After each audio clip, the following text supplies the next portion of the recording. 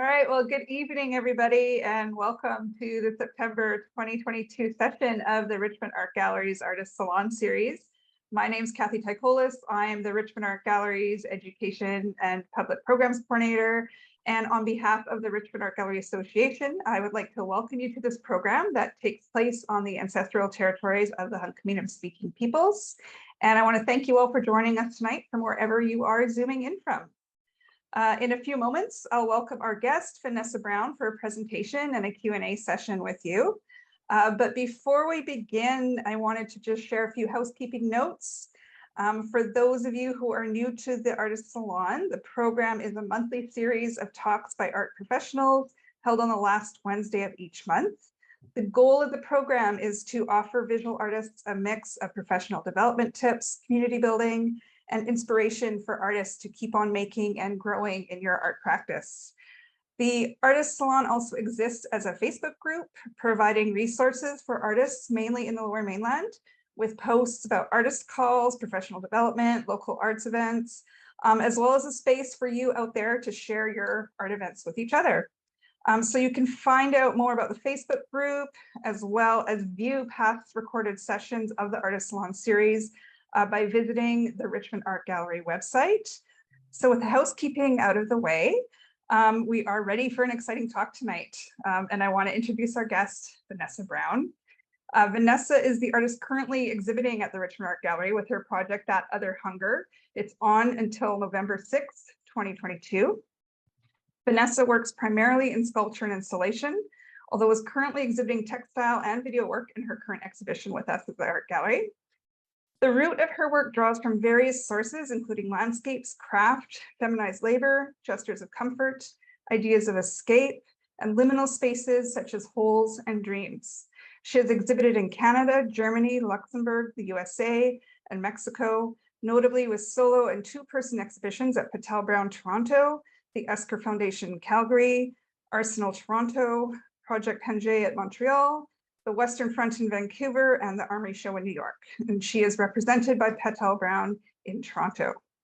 So I'm so excited to have Vanessa as our guest tonight, catching her in her last few days while she's still in BC before she heads off to Europe. I thought Vanessa would be a great guest for all of you out there, our usual Artist Salon audience, because it's always inspirational to hear from a local artist who is making it work all over the world. For those of you who don't know, Vanessa spent her formative years in Richmond. And since graduating from Emily Carr University, she's moved on to living and working all over the place. And she lives both between Vancouver and Europe. And in my chats with her in the past few weeks, it was really interesting to note, you know, it sounds like she's a jet-setting, fabulous artist, but it's not always easy to get to this point. So, and she's really been so generous in our conversations and willing to share some of that journey with us all, which I think is great. It's, you know, really great for other artists to hear how you got to where you are. So for the format tonight, Vanessa will share some of her works, some of her background, some of her artistic journey, and then we'll sort of leave to the last half questions from the audience. Again, feel free to post throughout. I will try to keep track of all your questions as well. And we'll get to that at the end. I'm going to disappear into the background. And I need you. I'll still be here.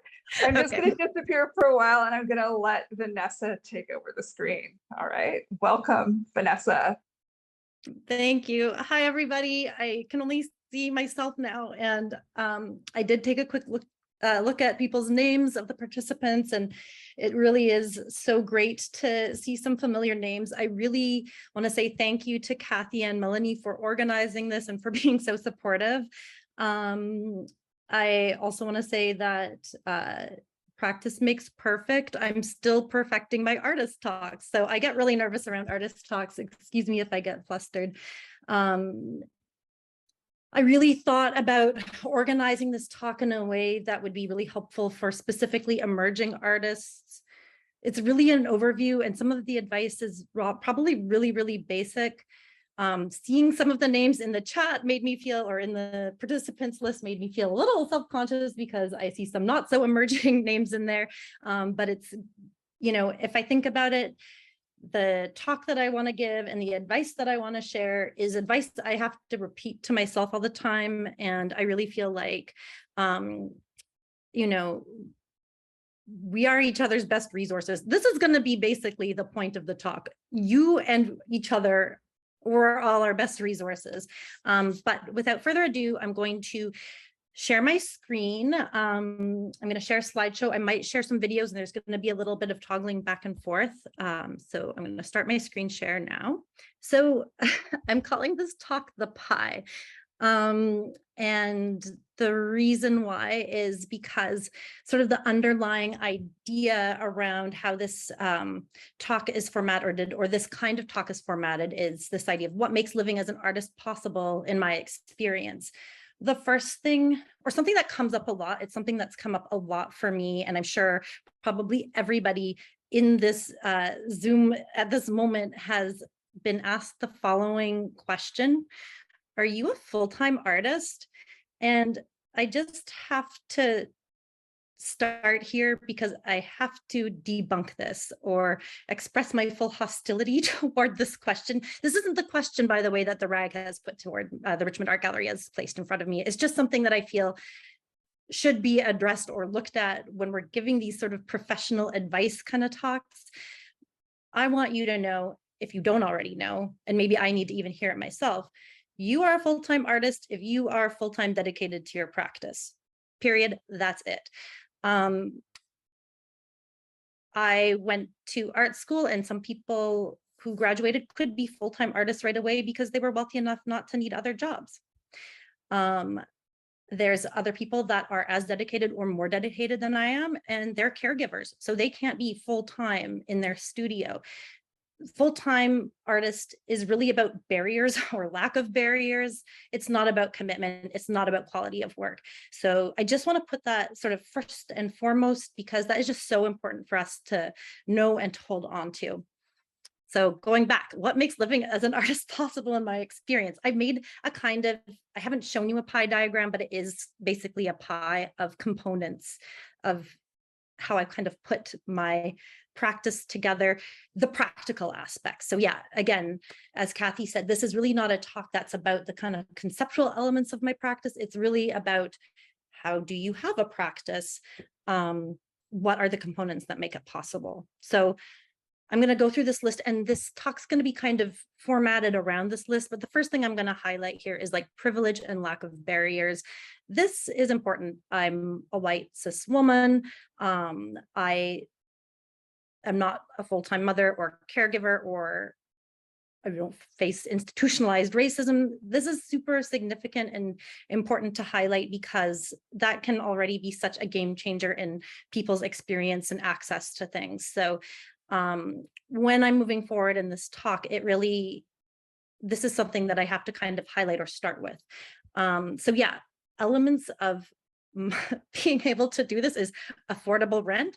Is it even possible in a place such as Vancouver? Affordable studio. How is a sculptor going to afford a studio in a space where, in a city where price is at a total premium?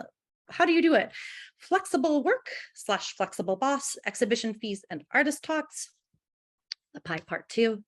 Public art proposal fees, public art contracts, grants, sales, self-funding. Am I going too fast? Is this an okay pace? I'm a little nervous, so. You're doing great. Thank you. Okay, so before I get started, I'm going to give a little bit of a bio. I'm going to show some recent work just to kind of situate myself further. You know, me giving advice at my age is different than me giving advice at another age. So here we go. So I went to art school at age 28. I went to Emily Carr. I went on exchange to Utica in Berlin, Universität der Kunst, in my 3rd year, and I ended up staying there for an extra semester. I graduated with my bachelor's of fine arts when I was 33 years old. And before I was an art student, I was a social worker. So I come from a quite different background, not so related, although I was always really interested in many forms of art.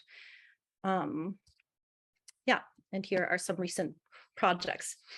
As I said, I'm going to try and talk and show work at the same time. Initially, I told Kathy, I'm just going to talk to everyone. And she very politely indicated that it would be more interesting if I had images to go with what I'm saying. So this is why I'm doing it this way. And this is some images from my most recent, for the show that's up at Richmond.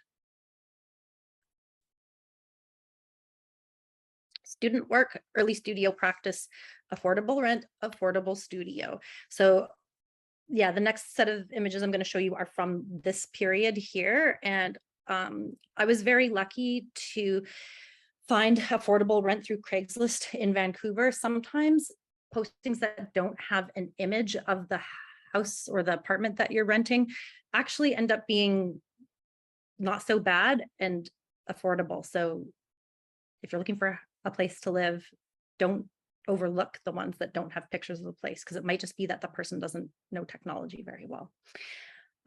So yeah, for Vancouver, I was able to find affordable rent. And I think this goes back also to like this kind of privilege. That is a privilege. And if I had to pay double the rent during this whole time that I paid, I probably wouldn't be able to have had the career that I've had at this point. Okay, so this is my student artwork.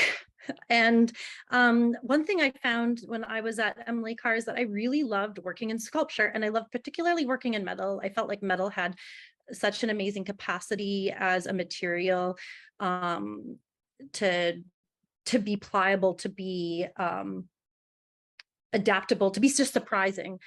But when I graduated, I lost access to those resources, and that was really scary, because actually finding a place where I can do metalwork in a city like Vancouver, it's not cheap, it's expensive. I didn't have a journeyman's ticket or a welder's license or anything. So I did some research and I found the Vancouver Collab, which became my studio. The Vancouver Collab is a space that has a 2,000 square foot metal and woodworking workshop. I did a lot, honestly, a lot of my metal skills are like peer and self-taught from that space. So it was very amazing in that sense for my practice. But it ran similar to a co-op. So it meant that I had to do a bunch of volunteer hours every month to host the space. I had to participate in monthly meetings, be part of a committee. But it made it affordable to me. So if you're an artist that's looking for space and you don't have one, look to where you can co-run a space as a way to make it more affordable to you. That would be my advice for that. I don't know if I have to stop. This is the question where I wonder if I have to stop my share to go into the, someone's in the chat.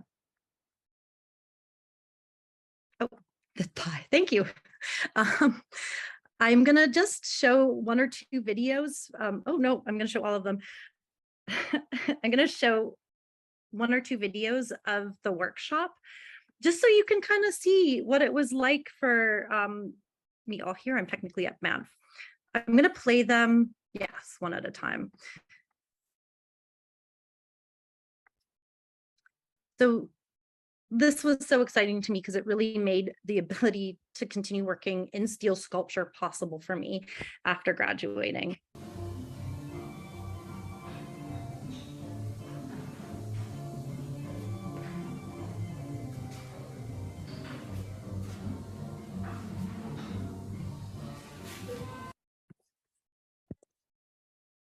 And I'm going to show you a video of me working because sometimes people don't think I make my own work, and that annoys me so much.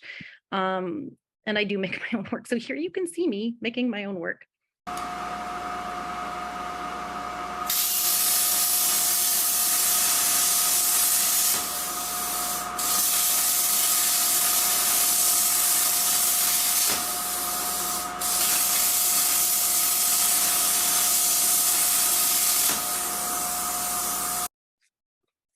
So other things that were important: flexible work, the importance of good documentation in social media and applications.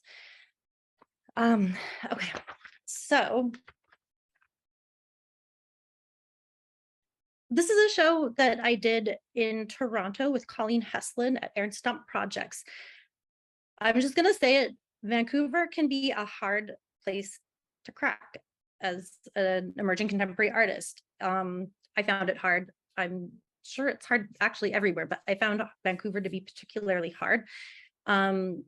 So actually my first opportunities came from people who saw my work online, people that I actually didn't have a personal relationship with. In one case, it was something I posted and someone reached out to me from a gallery in Toronto. And in another case, it was another artist who was having a solo show at a space in Toronto and then invited me to do a 2-person show with her very generously. And that was Colleen Heslin, and she was more established than me and had more experience. And so it was a very generous thing for her to do, which just reminds me that, you know, really our best resources are each other.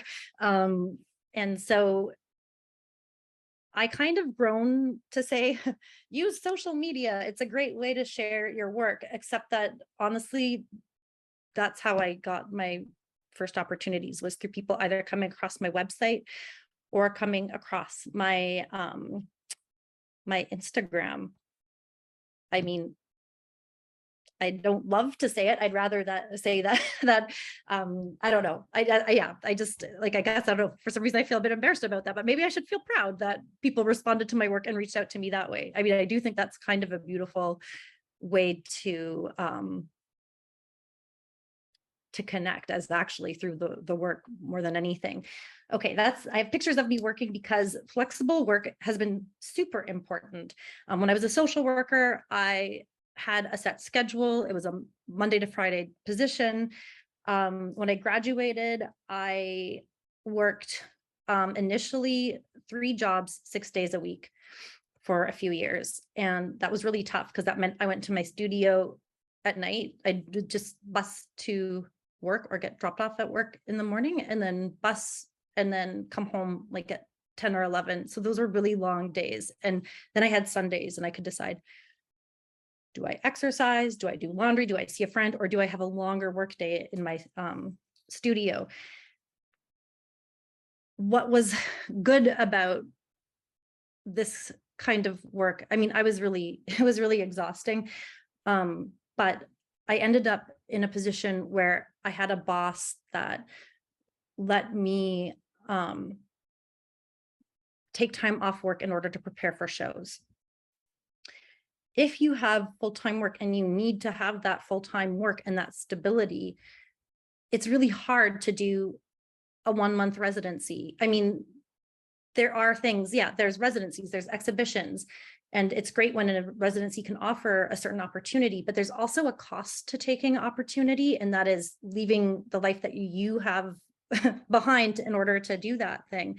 So it was actually quite hard for me in this time. I remember being 35, emerging artist, and vacuuming the back of a crate, like moving an art handling moving truck. And I was crying while I was vacuuming, just being like, this is not what I pictured. This is not what I want. But in some ways, it just really motivated me to like keep working super hard. And so anyone who is just working their butt off at their jobs, then at their studios at night, looking after family members, like honestly, respect, like that is tough and you are tough. And I believe in you. Okay. Oh, the other thing I wanted to say is in this time, I was applying to I was putting out a lot of applications. And I got a few things, but really not that many. And so again, this is super basic advice. Probably most people in this Zoom already know this, but I'll say it anyway, just in case. Apply to the places that do the programming that excite you. I remember working in an artist-run center and someone told me that a person came in, there was a neighbor of mine actually that came in on a day that I wasn't there, showed up with their portfolio, said that they wanted to have a show at the space. And then they ranted on social media that they didn't get a show, that they thought the work that was in the space was awful, so boring, not even interesting. And how's anyone going to get an opportunity if they won't take a person who just comes in with their portfolio? And I totally felt like that was a very like legitimate feeling to have, but also part of me did want to ask, what drew you to that space to begin with? This was someone that wasn't necessarily participating in the events or going to the openings or even valuing the programming. They were complaining about how bad the programming was, which made me think, well, maybe that's not a fit. Maybe this person would be better off finding a gallery whose programming really excites them and where they could see their work sitting alongside the work that is there. So that is some very one-on-one advice, but it's good advice, I think. Yeah, and also, find your community. And this goes back to the online component. My community basically wasn't necessarily geographical. It was people whose work I was responding to online abroad and who were responding to me. And so if your community is not next to you or right around you, you can still find it. So that is that. Self-funding. Self-funding is really important. And this is how I did most things to begin with. This is my first solo show. Facebook Memories tells me this was about 6 years ago, like last week. It was at a really amazing gallery called Ballet Art Projects, their gallery in Vancouver, if you're not familiar with it already, a commercial gallery, and they're amazing, in my opinion.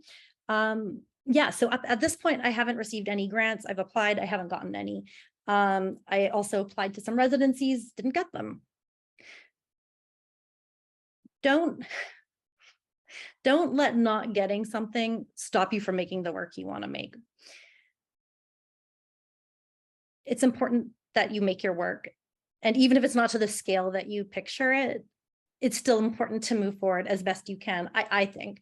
What I did is I just saved up money and then asked for, I think I took about 5 weeks off of work or a month off of work and gave myself my own self-directed residency. That's how I thought of it. That's how I framed it for myself so that I could put this show together.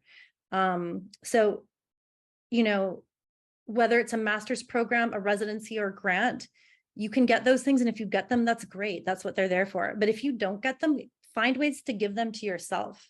And if you can, find ways to give them to your friends too, or to support each other, Oh yeah. So yeah, this is from my first solo show. Oh, also as a note, I know I put sales in. This is, as a sculptor, it's not necessarily easy to make sales. If you make work that's two-dimensional, that tends to sell more easily. If you make sculpture that's not necessarily like to a more modest scale or in a material that's like domestically familiar, it can be harder to sell work, or it just takes longer. Anyway, I just want to say that this work from 2016 just sold this year, about 2 weeks ago. So that's the kind of timeline for some of the sales. So I know a lot of times artists say, oh, I just want to live from the sales of my work. That makes up a pretty small percentage, I think, of, well, at least my income and many artists' income. So yeah. It gets easier, the beginnings of public art. So the next two bodies of work I'm going to show you, they both came through applications that I put out. The first show is at Projet Pangée in Montreal. The next one is at Access Gallery in Vancouver. I will say that finding spaces that show work that interests you is really important. Seeing if your interests align with their programming is, I think Kathy had been saying that sometimes people come to her saying, how do I know which opportunities to look for? And this is kind of like what I think is the best way to approach it.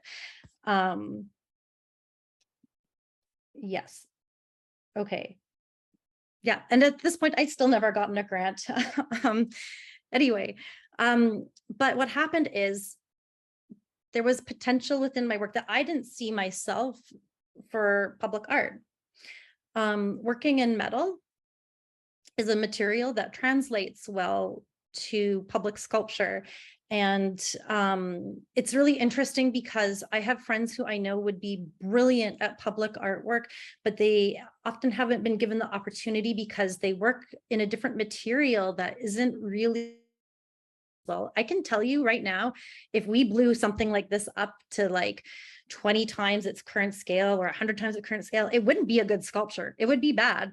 But strangely, someone can look at this and go, ah, metal. Oh, I could picture her working in a scale that is larger. So this was something that kind of came to me, but now that I see it, I recognize it. And so for those who are interested in working within the realm of public art, it can be maybe helpful or interesting to look at what you have currently that speaks to that capacity. I didn't seek it out, but I understand now kind of how and where it came from.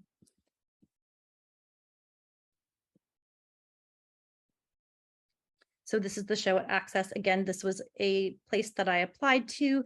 I went to a lot of their openings and talks. I did get to know the curator there a little bit at the time. And all I can say is that that helps. If you participate in the community that you would like to also be showing in, it just doesn't hurt. It can really only help. Grants. I finally got one. Okay. I'm just going to take a sip of water. Is everyone doing good? I can't hear you, but great. I applied, I think this was 5 years after I graduated before I got my first grant. I remember after my second rejection, I saw an artist who I really look up to and admire, who has a fantastic practice. And they, I told them how disappointed I was to not be getting a grant and how I felt the system was biased and it wasn't worth it and this and that. And I was complaining. And she turned to me and she said, Vanessa, how many times have you applied for a grant? And I was like, twice, and it's never going to happen, or whatever I said. And she said, oh, please. It was 5 years before I got my first grant. I was shocked. I thought her practice was amazing. I couldn't imagine that. I just had assumed that all the work that she had always done had always been supported. And that was really humbling to me. It really also kind of indicated that I had maybe a little sense of entitlement to something. And yeah, circumstantially, it ended up being 5 years before I got my first grant. And so if you're applying to grants and not getting them, please keep applying. And sometimes it just takes a few years before you get one. And if it doesn't, and you get one right away, good for you. I want to learn from you. In terms of advice around grants, Canada Council offers intro workshops on how to write a grant. Right now I'm showing you the work that I made from the grant that I received. Anyway, take that workshop. It is so helpful. It's very basic, it's very intro, but I took it even after this, and I still found it extremely helpful. Having good, clear documentation is super important, and the importance of plain language. I've read a lot of my friends' grants, and especially if they're coming straight out of school, a master's or a BFA, you really steep your mind in academia and a certain kind of art speak and language that's not necessarily helpful for a grant application. There might be someone on the jury that really knows the field that you're talking about, can catch all the references that you're talking about, but there might be also no one who knows what you're talking about. So using very direct, clear, plain language is really helpful. The other thing that I was going to say is that if you're not getting them, what was the game changer for me was reading my friend's successful grant. I can tell you that I think I'm a good artist, and I think my friend's a good artist. My friend has a great practice and great ideas for projects, but I thought mine was just as good, maybe even better. But when I read his grant back to back with my grant, I knew that if I was on that jury, I would have funded his first. So if you have a friend who's had a successful grant, or a few friends that have had successful grants, I really highly recommend offering to do a grant reading exchange to see, and that goes for any application actually, like if it's a residency, a grant, an exhibition space, for an artist run center or a project space. If you know someone who's been successful with it, it can just be helpful. Obviously, never plagiarize, but it can just help you wrap your mind around how to go about answering the questions and the kind of language that's engaging for a jury that has to sit and, just read hundreds of them. So this is a show that I did at the Esker Foundation, the work that I'm showing right now, in the last set of images. I've only personally ever received a concept to realization grant from the Canada Council, so I don't know if I'm a great grant applier. You know, in this case, I've had in institutions that said, yes, we are putting a show together with this person. This money would be helpful so that she can realize the exhibition. And so yeah, that's my grants have only come, the Canada Council ones at least have only come when I've done concept to realization. I would love a research and creation, and maybe I'll build up the nerve to apply once again, as long as I can read a friend or two's successful applications in advance. Okay, expanding the practice to new materials, the importance of artists, who we can be for each other. Ooh, this is big. This show is called Slumber. It was in early 2021, January 2021, and it took place in Toronto. This show kind of marks a really exciting time for me, as I just started working with a new gallery, Patel Brown, who's my current art dealer. It also marks a really hard time for me, and I will be speaking a little bit personally about experiences I had, and just as a content warning, I will talk about sort of fear of violence in the next like 5 minutes or so. So if that's something that that is upsetting to you and you'd rather just skip out on, I would say come back in about 5 minutes and I should be through this section. So yeah, I ended up, well, I will say this, being able to expand my practice through different materials. You could see at my Esker Foundation show, I already started using textile and glass. I knew that actually working in metal wasn't always necessarily going to be easy or accessible to me. So I knew that I already wanted to think about other ways of working in other materials. The pandemic left me with this feeling of wanting to be looked over by like lazy, sleepy giant kind of figures. So I wanted to make a show that was around that idea, that feeling.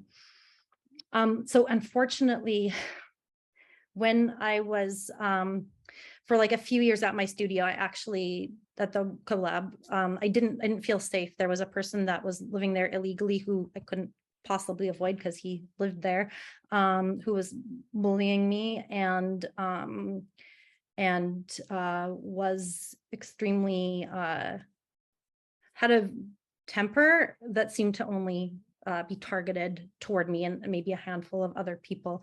But I was there a lot, so it was mostly at me. I didn't feel safe. I tried to address it with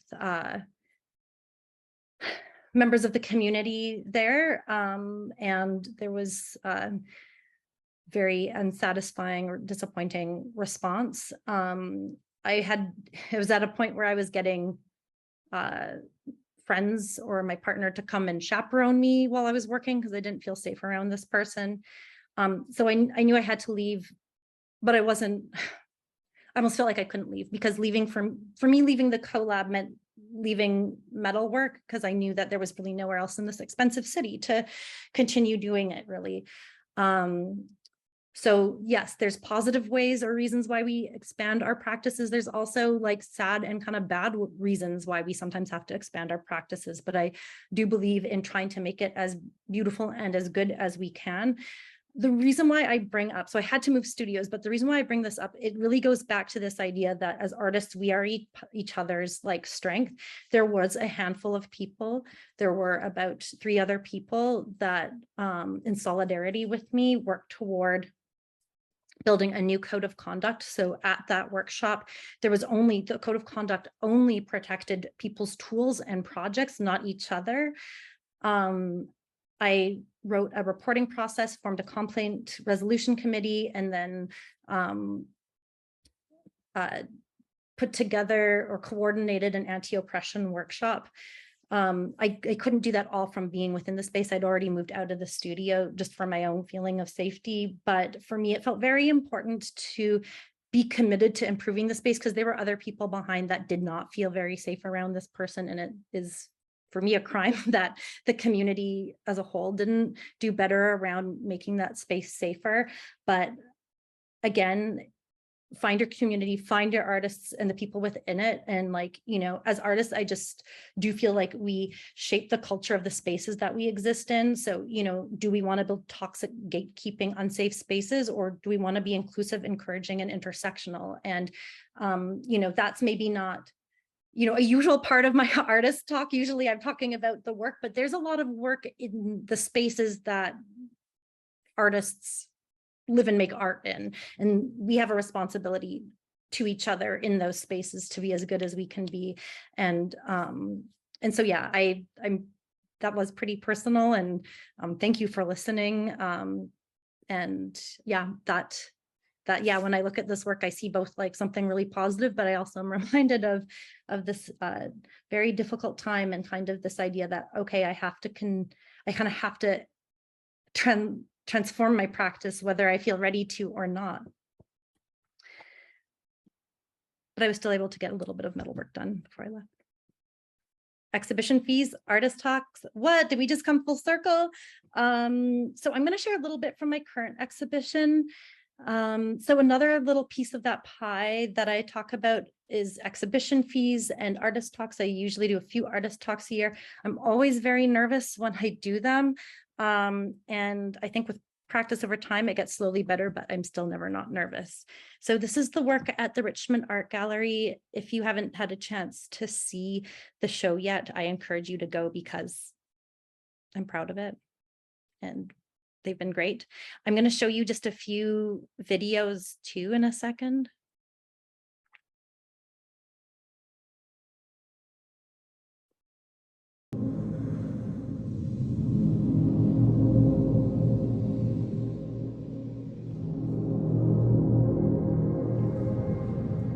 Oh, sorry.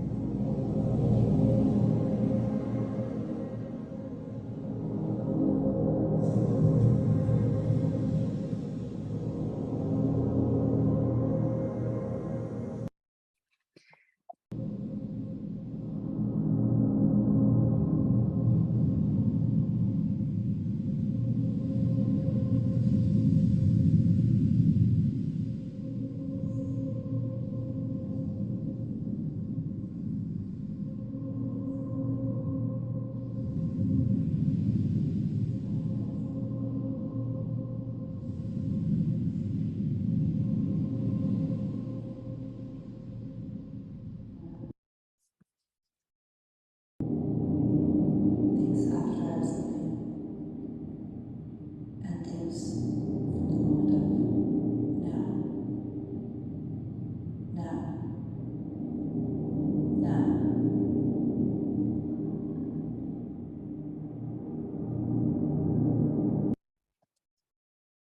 Okay, I have more videos, but maybe if you haven't seen the show, you just have to go in person. I'm just going to pull this up. So enter full screen. So we're about to get to the Q&A, and there's just a lot of things I didn't get to cover. It was hard because I was trying to find a way to kind of give advice, but also show images of my work. So the best way I thought of doing that was sort of doing a chronology while integrating those elements. So yeah, other things we can talk about: gallery representation, sales, commissions, MFAs. I don't have one. Should I have one? What do you think? Do you have one? Exhibition fees, artist talks, residencies. But the best resources, in my opinion, honestly, and sorry for being cheesy about this, is yourself and each other.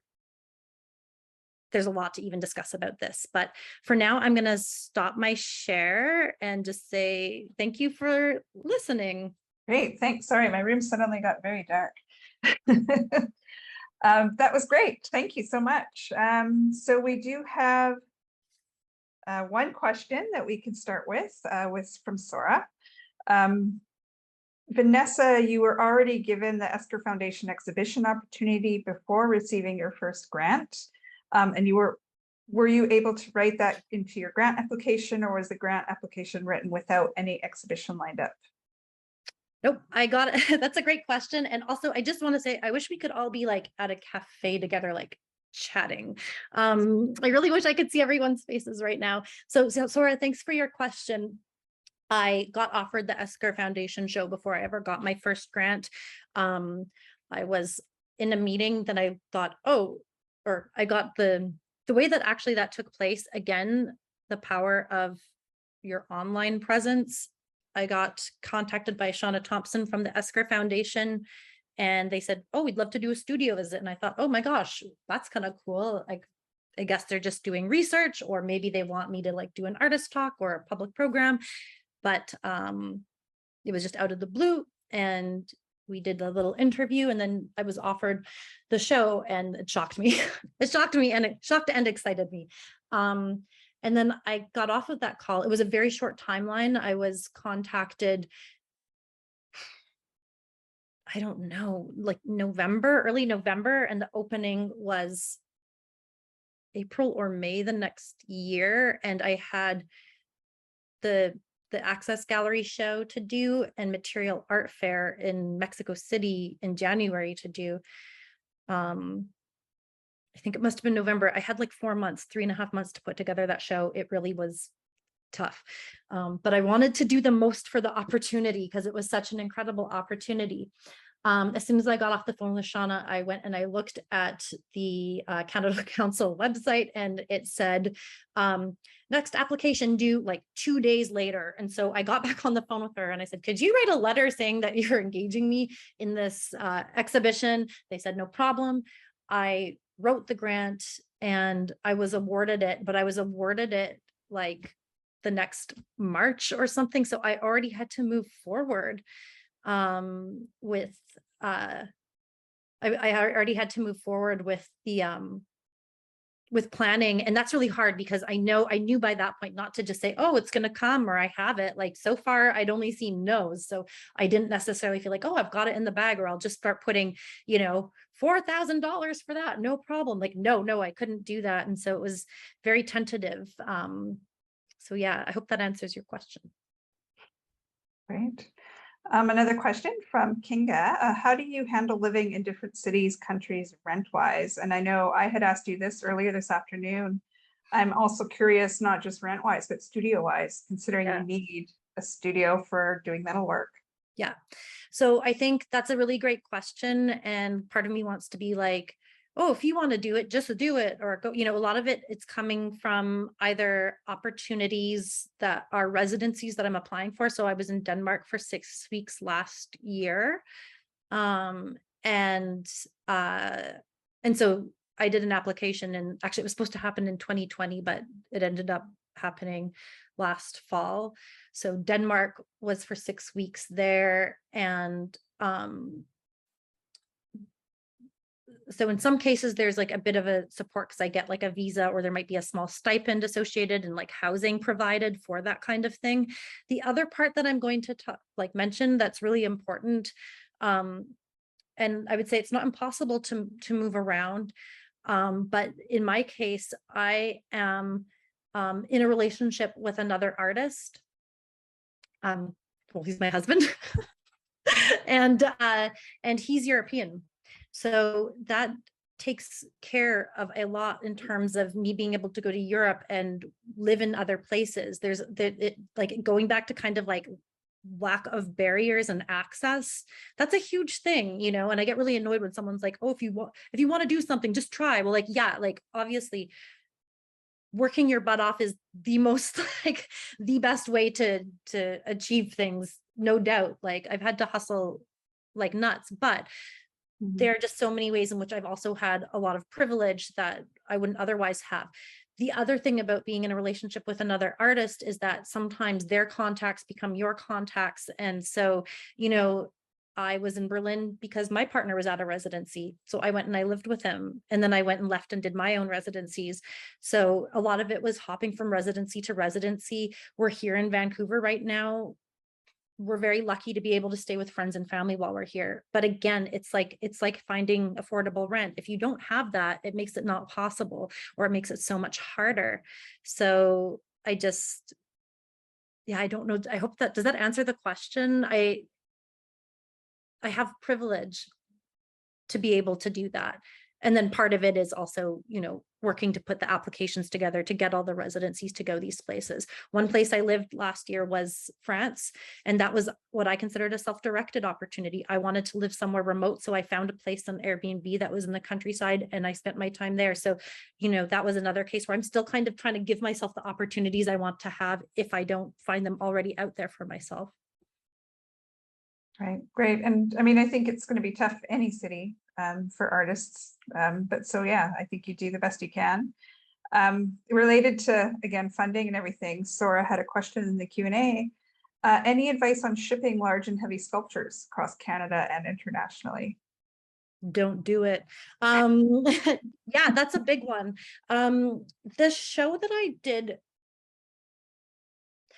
shipping large sculptures is extremely expensive. And when Patel Brown actually started talking with me about wanting to work together, I just said, are you prepared? Because I work in sculpture and I tend to work fairly large scale.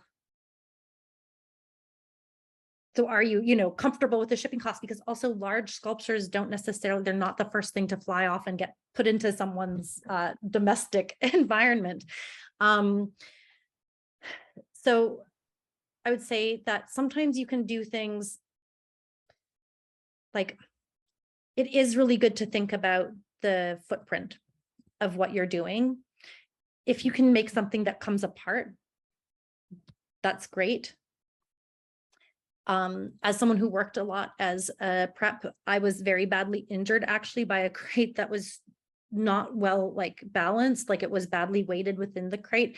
And we went to move it with two people, and it ended up tipping. I was on the side and it ended up tipping, hitting me the head and pushing me to the ground. And this is like, these things take a toll on the art handler's body. So I try and think about that when I'm putting an exhibition together. Am I doing something that's going to put someone in an unsafe or unhealthy position?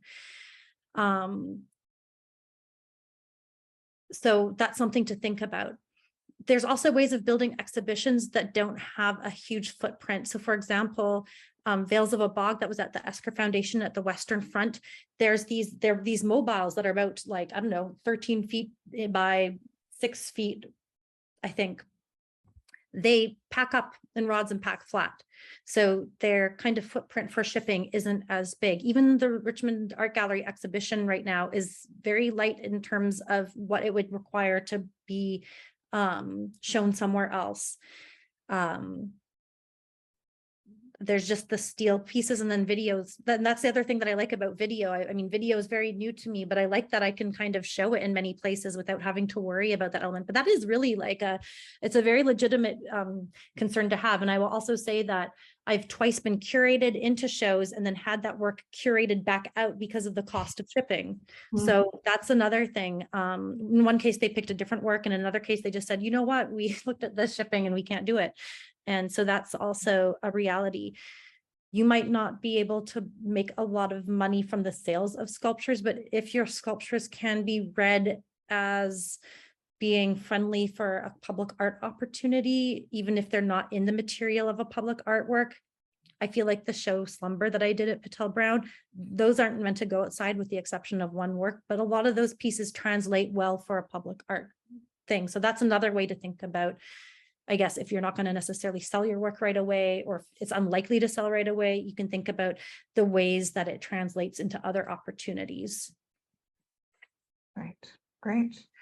A question from Monique. First of all, thank you, Vanessa, for being so generous with us tonight. I second that. Do you have any insight on finding representation? Not really. Well, how much do you want to know? I was working with a gallery when I first emerged, and I decided to part from that gallery really for not any good reason other than it was almost like an instinctual, like there was a little bit of a schism between how I understood their programming and how I wanted my work to be understood. But honestly, this person was an amazing gallerist and really wonderful, and so that was like borderline foolish of me. I wouldn't like recommend it. I did have an experience with another gallery. Okay, I'm going to tell you a little bit of a dramatic tale, if you want to know. I was working with a gallery that was okay, so 2018 was a very strong year for me. I had a lot of shows and there were 3 galleries that were talking with me. And I decided to go visit each one. Like I met them, some of the dealers in one place, and then I decided to travel to where the galleries were. And I did interviewing. I looked at the spaces. I also interviewed the people that worked at some of the spaces to see which one would be the best fit. And I picked who I thought was going to be the best fit. They were very gung-ho to announce our collaboration or our work together. And I said, let's wait till the new year. And so we announced it then. But they did go through a merge that year. And what happened is, this was a tough year. This is 2019. And I was offered an institutional exhibition that ended up being rescinded for a reason I still don't know. And I had a solo show planned with this gallery. This gallery knew that other galleries were looking to work with me. And because they were in the same region, of course, I had to say no to doing a show with that gallery in order to work with the dealer that I wanted to work with. That's normal. But they kept bumping my show. We did an art fair, but they kept bumping my show. And then finally they went through, they told me that they had to move my show yet again, like for a 4th time. So suddenly no solo shows in 2019, no income from either the exhibition fees or like potential sales. And they said that they were going to merge and that it had to be an absolute secret. I said, do I need to be worried about myself? They said, no, we just started working together. Of course not. And then a few months later, they called me up and they said, okay, here's who we're merging with and we can't move forward with you. So I lost my gallery, and I also lost the opportunity of the other galleries that were interested in working with me. Sorry, that's probably not helpful to hear because I don't know really what I could have done better, but maybe that's more just to say that, again, you are your best resource. Like I do really like my current art dealers, and they kind of approached me not long after that other place had stopped working with me. But you will always, no one will work harder for yourself than you will work for yourself. I love when an art dealer can take me to a fair or provide an opportunity, but really like the person who's going to get the most done for you is you. And if you're a good artist and good community member, you can also be that person for someone else. You can make that connection. This is like a little side note, but I really believe, like, if you have a chance, say I work with a curator I really like, and I know a person whose practice isn't getting the attention I think it deserves for whatever reason, you can be that person that makes that connection happen, and you can be the reason why that person gets a show later, 2 years from then. So if you get into a position where you can get something like that, do it for other people.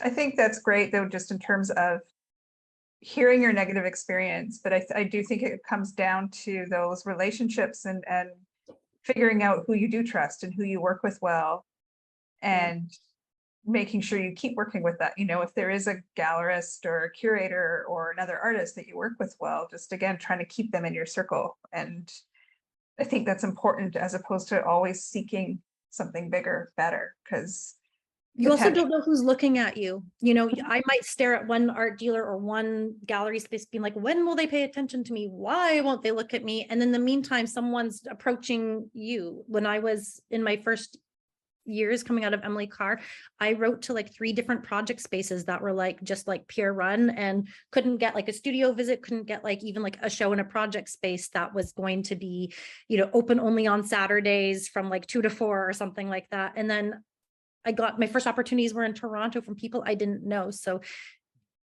it's good to broadcast what you do, because you never know who's seeing you if you don't, even if you're not aware of them. So that's good. Mm-hmm. Yeah, that's great. A few more questions, because I see we're starting to get up to time, but a few more. Eric was asking, what is your advice for emerging artists working in multiple mediums or disciplines? Is it better to focus on something specific for your work to be recognized? And I think that's a very common question I hear. Hi, Eric. Nice to hear from you. That is such a hard thing to answer because actually, like, it's your work, it's your practice, right? Like, make the work you feel called to make. That's what I would say first and foremost. There's a really ugly word I'm about to use, and I don't really normally think of my practice this way, but there's an element of it that is a component that is not to be ignored. Brand, I hate it. It's not it, but like maybe it's like recognizability. I just think that there's different practices that people are called to different practices. I have a friend who's very successful, who has I have a few friends who have incredibly iterative practices. One work looks almost like the next. They're very successful. They do very well commercially. And their work is very recognizable. They have everything that a person might want to have from a practice, but I don't want that to be my practice because that would not really feed my soul or be the reason why I'm making the work I make. I have another friend who really, their work is like super research driven. And so actually, if you lined up their project back to back, you wouldn't know. It could be a group show, you know, it could be someone really different. It's only through really knowing that person that you recognize the kind of underlying threads. And I'm somebody who also really still struggles to write my artist statement, because the thing is like my artist statement used to be all about metal and steel, and that's changed and that has to grow. I have to grow with it. So I'm like, you know, the story about how like crabs or lobsters, they like line up and they like leave their old shell and the other one climbs into it and they kind of all shuffle around their shells. Like sometimes you have to do a bit of shell shuffling. I kind of really don't know how to answer your question, Eric, because it's your practice that is going to be your best friend in this time. It's your practice that's going to motivate and drive you. And there is an element of having kind of recognizability or consistency. And so maybe that's just a question to be asking yourself. Is there consistency, or is there something that tethers these things together? Can I do things where I'm still taking like brave leaps? You know, this show for me at the Richmond Art Gallery is a big leap from how I've worked. It's textiles and video. There's some steel, but not a lot. And I don't know if it fits in with like a kind of consistency or recognizability, but for me, it was more important to follow this interest and follow that passion. So it's a really good question. I don't know, but I think that your practice will answer it for you. It's great. And I think another thing I've often heard too is get outside opinions. Like you can always show your whole body of work to someone that you trust and see what they think. Do they see those threads? Because maybe you're too close to it and you can't see what those threads are. Totally. So one more question. I think there are two more. There's like a chat and a Q&A. Okay, I think I got all the chat. I think so. So oh yes, yeah, you did. Yeah, I did get out the chat. So it's just the Q&A left. Unless, you know, and if anyone else had another burning one, please feel free to throw it up in there. So just asking, I'm intrigued by the diversity of your practice, in particular, the jump from gallery exhibits to public art, where you suddenly work with the site, chance encounters, and that your work in some way becomes a public domain. How do you see this changes the way you work or think of your work, and whether you'll be interested in further pursuing this in your career? So I guess that's really that difference between how you working with public art versus gallery exhibitions, which is very different, I'm sure. Let me just reread this question so I know that I'm under. Hi, Emu. Let me just make sure I'm understanding this. Yeah, I mean, it's weird. I mean, I actually have some other public art that I wanted to show and I didn't really get to show today. It's very weird to work in public art. It's weird. I'm grateful that it came to me. So there's just a little bit about public art. There are kind of two main ways that it comes about. There is like City of Vancouver, City of Burnaby, like publicly driven programs. And then there is like the real estate 1%, like kind of CAC, community amenity contributions style projects, where either developers, if they're going to put if they're going to develop an area of the city, they often have to make community amenity contributions to things like community centers or schools. And then there's a public art component whereby they have to either contribute 1% of their entire budget to the city of whatever it is, Vancouver, Burnaby, wherever, to their public art fund, or have a commissioned public art for that location. Places will put out expressions of interest or calls of interest. Weirdly, I never have done that. I've had art consultants who knew about my work put me, unbeknownst to me, on a long list. Then I've been shortlisted, at which point they've contacted me and said, congratulations, you are being considered for this project. Would you like to go ahead and put together a proposal? Here is the fee. Let me just say, this is not to be overlooked. Here's the fee for the proposal. In 2019, I lived mostly from public art proposal fees. So if you want to be paid to think through a public art exercise, whether you get it or not, it can be a lot of work to put these things together, but it actually can be very interesting for you. Yeah, and then either you put it together and it goes forward as a work, or it doesn't. I have 2 that I've completed, and I'm working on a 3rd, and then there's like some other smaller commissions. It is very weird because working with like a white cube space, you have a lot of control over the space, whereas working on the exterior, like in the city and with buildings, there's a lot of restrictions. So what you make or want to make might not be possible. It might be seen as too climbable. Even if there's a tree next to it that's like 10 times more climbable, they'll have a problem with the public art being climbable. Yeah, and I think one challenge is also meeting the requirements of what people are wanting public art to look like or be like or seem like, and still making sure it looks like your practice. I've seen a few artists kind of really just almost cater to what is demanded of public art to be, but then you kind of lose, like, one of the most special things is actually the voice of the artist being there. So if there's a way to keep your voice in that, but I don't know, did I answer that question properly? Is there anything else that you're wondering, or that I didn't so get? I'm assuming then that means you definitely approach your work differently depending on whether it's going into a gallery versus becoming a public art piece, or would it just be the same piece, just upscaling? No, yeah. I look at the site and I'll go visit the site. A lot of times it's useless though, because it doesn't look anything like what it's going to be looking like, but it is good to understand the neighborhood and even where the street and the sun is, or what's proximate to there. Yeah, I mean, this is a whole other thing. We could do even a whole talk of like my failed public art proposals. I even had a failed one that I was maybe going to show you guys, but I didn't. I just decided not to prioritize that. But yeah, it's like weird to try and find that balance between what you think is interesting in your practice and what would hold interest for a public art context. Right. Interesting. Great. Yeah, I mean, we've actually hosted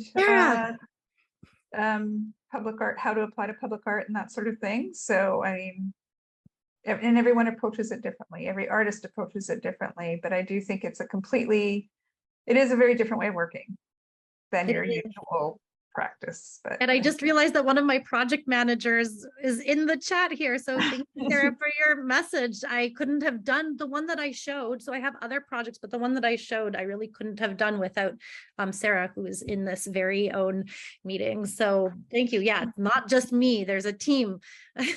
I have fabricators that I work with, and I have consultants that I work with. So that is also, it's like anything, it's often not just you.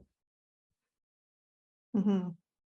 And I mean, that makes me think of something you mentioned really early on in your talk tonight. We're just saying how important it was for you to know that people make your own work. But I mean, but you also do work with other artists. You hire, other artists to do certain portions of you. So how do you make that decision of what you want to make and then what you think, no, I'm better off hiring someone to do this aspect? Totally. So yeah, legally, I can't make most of my own public artwork. Again, I'm not like ticketed or anything as a metal worker. So it's actually be illegal if I tried to make my own. I do have the luxury of working with Carvel Creative on one of my public art projects, and then TDH. I have this neon hands. I wish I could show you guys. I have this neon hands. Oh, I wonder if I can send a link. I'll put a link in the chat so you guys can see what I'm talking about on your own time if you should be interested. It's these like hands that are neon with like neon nails. It's like I like it. Anyway, yeah, like I have to work with other fabricators in that case. And I've found people that I've worked with where thankfully the relationship has been very respectful and very good. And they've been able, you know, I'm working with people who have experience working with, like, I mean, let me tell you, if I had to look at the blueprint of a building and understand where like the points of egress are, like I will make a costly mistake. So I need in that case to partner with someone who knows what these documents are like, who can look at my proposals and even say, okay, yeah, you know, for that budget, you could do one more element, you could go higher, or for that budget, actually, you should scale it down. So that it actually really helps me to consult with someone as I'm putting my proposal together, because they help me be more realistic and be more knowledgeable about what kind of materials, what kind of scale, what's reasonable for the budget that's being asked of me. When it comes to my studio practice, I usually bring people in when it's something I can't do myself, or it's a two-person thing. So I do all of my own metal work, but there's some things that there was one time with the Esker Foundation where there was just no time. I would draw on the steel and I would get Joseph Band, who's a fabricator, to cut and weld, and then I'd keep going on to the next thing. Or when we were working with an oxyacetylene torch, it's a case where one person has to do the heating and the other person's bending. So it's a two-person job to begin with. There's sort of no way around it. When I worked in textiles and stained glass, now I do my own stained glass, but at the time, again, Esker Foundation, 3 months for such a large scale show. I ended up going to a glass person, getting them to cut these large shapes for they were like these stained glass kind of earring shapes that were in that. I had these robes, so I hired someone to do the textiles. So I was like finding the pattern and then saying, do it like this. So, you know, it's like I kind of get to direct. In the case of Veils of a Bog or the Richmond Art Gallery show, I knew I wanted sound to be a big component, and I knew I wanted in Veils of a Bog at least a drone soundtrack.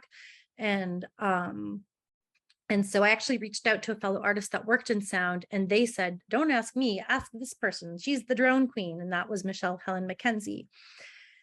In the case of Michelle, I've been able to commission her to make sound, and it's been a very incredible, each time it's been an incredible process, because she comes with her own skill set and knowledge and artistic insight that's just incredible. It hasn't always been the same exactly as doing a collaboration. I see a collaboration as, you know, 2 or more artists coming together and kind of co-creating. In this case, I have sort of directorial power. So I'll give maybe sample sounds and say, I want it to sound like this. Can you use this component? Then she'll deliver me, or whoever I'm working with would deliver me the materials. And I'd say, okay, that sounds really good. Let's extend this. Can we take the high pitches out? And I can kind of edit it or like give direction for it. And Michelle has always been incredibly generous and generative, and always been like as good as my greatest dreams and beyond and above that. And so I'm like really grateful. Or there's some animation in that other hunger. Some of it I taught myself like in like a week or 2 before the show opened how to do, but the more better animations were from Tom Richardson, who is a professional animator. And again, I was sending images and saying, can you do this, but animate it? And it's just a correspondence back and forth. But it is really important for me to acknowledge the labor of people that work on the shows that I do. So it's usually in the didactic somewhere, or if I'm posting on something on social media, I try to acknowledge it. Or like it's usually somewhere in the exhibition that person's work is acknowledged. So yeah, Does that answer your question, Kathy? It does. Great.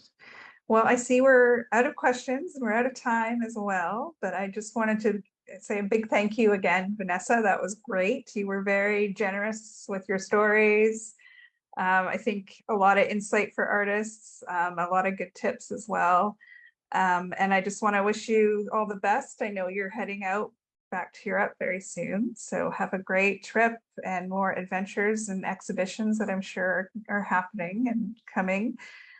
Definitely you can, I want to encourage everyone out there to come see the show while it's still up. It is a very immersive experience that you can't really get online. You have to come and see the show in person. So you have till mid-November to do that. Meanwhile, thank you everyone for staying with us for this past hour. This is great. Thank you so much for being such a great arts community out there and supporting this program. Hope you can come back next month. We will have the RAGS curator, Zoe Chan, as our guest, because she's our new curator, who actually worked with Vanessa on her show as well. And she'll just give us some insights into her new gig at the Richmond Art Gallery.